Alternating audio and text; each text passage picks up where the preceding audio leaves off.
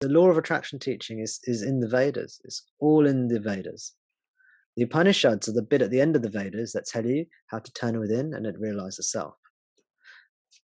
If the Vedas were 10 chapters long, I mean, they're 4 Vedas, but if the Vedas were 10 chapters long, the last chapter would be the Upanishads that tell you how to turn within, realize the self.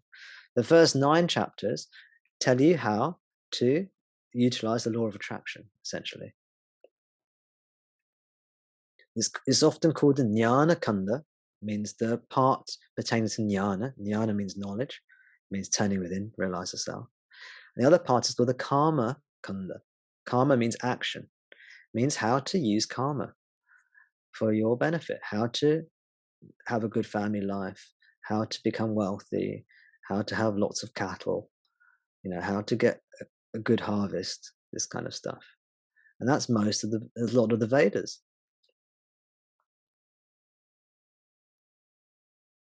Law of karma. Everyone's heard of karma, meaning, I've got good karma, I've got bad karma. Be good, because then, good things will happen to you. It's actually about being joyful, being full of love, being happy, being grateful, gratitude. This is why gratitude and love feel so good. It's why we're drawn to the path of bhakti, so many of us. Because when we're filled with love, this is what we're meant to be. This is how we came to this world to enjoy. And then when your enjoyment's finished, you want to go back home. This is why you have the desire for liberation. It means you just want to go back home now. All right, I've been into London, enjoyed Leicester Square and Piccadilly Circus and, been to Tower Bridge. Now I want to go home, please. I'm tired. My feet are aching. Seen all the sights. I want to go back home now. Traditionally, you learn the Karma Kanda part of the Vedas first. And then that's why the Upanishads are at the end. The Upanishad, Vedanta, means end of the Vedas. Because literally, it's the end portion of the Vedas. Anta, or Anta, means end. Veda means the Vedas. Veda Anta means the end of the Vedas.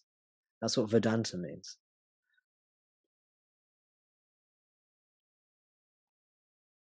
So the first part is the Karma Kanda, second, which is the Vedas, and the last part of the Vedas, the Upanishads, the Nyana Kanda, the teachings on liberation.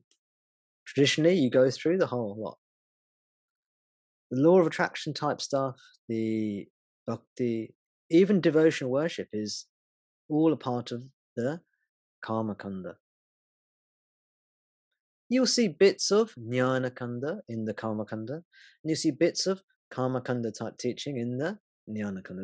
There's not a strict delineation. There is a bit of a crossover, but the emphasis is hugely different. So, some people come to spirituality and they want to, attract good things into their life. And then once they get a few good things in their life, and they realize, oh, this life is magical.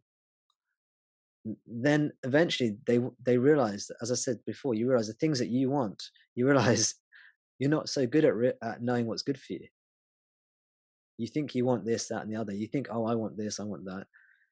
But then you realize, no, I don't need this, that. I just need God in my life. I need to be full of love.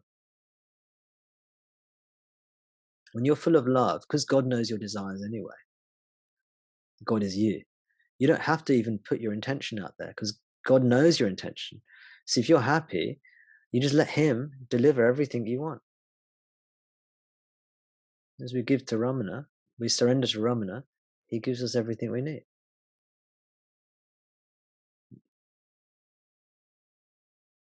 If you read the Sri Ramana Gita, again, you see the law of attraction teaching in there. It's very subtle. There's a question in one of the early chapters, I think they say, if you desire something and then you attain liberation, well, you get what you desire. And Ramana says, if you desire something and then you attain liberation, you will get what you desire and you'll get liberation. Something like that. And then that same kind of question is asked a few times as the book proceeds. So it's very subtle. You can easily miss it.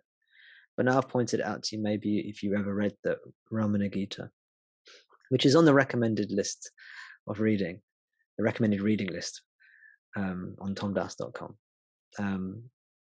You will see. And you'll see the basic same teaching as the awareness watching awareness method given very early on. And you'll see the question about, is practice necessary or not necessary? That's answered in that Ramana Gita as well. The teachings are very condensed. It was a very early sort of summary of Ramana's teachings, Ramana Gita. And, before the collected works and this kind of stuff was published, Ramana Gita used to be kind of a go-to for some of the early Ramana devotees to understand what his teaching was. But the teaching is given at all different levels for all different types of people. And as long as you're attached to the body-mind, you will care about the world. You will. So this is why these law of attraction teachings are useful, even if you're not fundamentally a worldly person. As long as when you're on the spiritual path,